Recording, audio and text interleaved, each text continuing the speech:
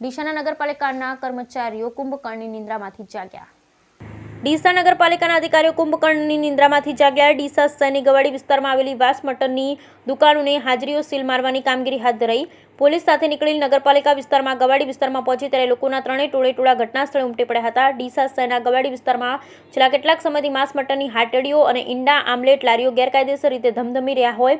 ડીસાના જાગૃત ધારાશાસ્ત્રી ધર્મેન્દ્ર ફોફાણી દ્વારા સમગ્ર ગુજરાતમાંથી માંસ મટનની દુકાનો અને પશુઓના કતલ અટકાવવા બાબતે ગુજરાત હાઈકોર્ટમાં પિટિશન દાખલ કરતા ગુજરાત હાઈકોર્ટ દ્વારા રાજ્ય સરકારે તમામ નગરપાલિકાના વિસ્તારમાં લાયસન્સ વિના ધમધમે તે માંસ મટનની દુકાન ઈંડા આમલેટની લારીઓ તાત્કાલિક અસરથી બંધ કરવા માટે સૂચના આપેલી હોવા છતાં ડીસા શહેરના ગવાડી વિસ્તારમાં ગેરકાયદેસર માંસ મટનની દુકાનો અને લારીઓ ચાલુ રહેતા અરજદાર ધર્મેન્દ્ર ફોફાણી દ્વારા પાલિકાના ભ્રષ્ટ અધિકારીઓને ગધેડા પર બેસાડી ડીસા શહેરની હાલત બતાવવા માટે નાયબ કલેક્ટર કચેરી પાસેથી પરવાનગી માંગી સાથે હિન્દુ સંગઠનો દ્વારા પણ પવિત્ર શ્રાવણ માસમાં માંસ મટનની દુકાનો બંધ કરવા માટે નાયબ કલેક્ટર સહિત ચીફ ઓફિસરને આવેદનપત્ર આપી ઉગ્ર રજૂઆત કરવામાં આવી છતાં માંસ મટનની દુકાનો ચાલુ રહેતા આજરોજ ડીસાના ધારાશાસ્ત્રી ધર્મેન્દ્ર ફોફાણી દ્વારા પાલિકા ચીફ ઓફિસરને રજૂઆત કરી અનોખી રીતે વિરોધ નોંધાવ્યો, જેના પગલે ડીસા નગરપાલિકાના અધિકારી અને કર્મચારી દોડતા થયા અને બપોર બાદ દક્ષિણ પોલીસ સાથે રાખી પાલિકાના અધિકારીઓ અને કર્મચારી બપોર બાદ દક્ષિણ પોલીસ સ્ટાફ ખડે પગે તૈનાત થઈ પાલિકાની ટીમ સાથે ગવાડી વિસ્તારમાં પહોંચી માંસ મટનની દુકાનો પર તપાસ હાથ ધરી માંસ મટનની દુકાનો સીલ મારવાની કામગીરી હાથ ધરવામાં આવી હતી।